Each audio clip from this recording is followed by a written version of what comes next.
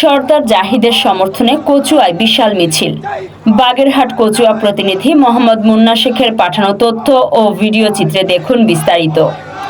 কচুয়া উপজেলা বিএনপির সভাপতি পদপ্রার্থী ও জেবি গ্রুপের চেয়ারম্যান সর্দার জাহিদের সমর্থনে কচুয়ায় বিশাল মিছিল অনুষ্ঠিত হয়। কচুয়া 0 পয়েন্ট থেকে শুরু হয়ে মিছিলটি প্রধান সড়ক প্রদক্ষিণ করে।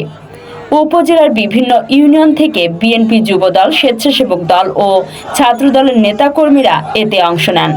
মিছিল শেষে সংক্ষিপ্ত সমাবেশে নেতাকর্মীরা বলেন, সর্দার জাহিদ দলের দুর্দিনের পরীক্ষিত নেতা। তার নেতৃত্বে কচুয়া বিএনপি হবে আরও সংগঠিত ও শক্তিশালী। সর্দার জাহিদ বলেন, দলীয় আদর্শে অবিচল থেকে সবাইকে নিয়ে কচুয়াকে গড়ে তুলতে চাই আন্দোলনের ঘাঁটি।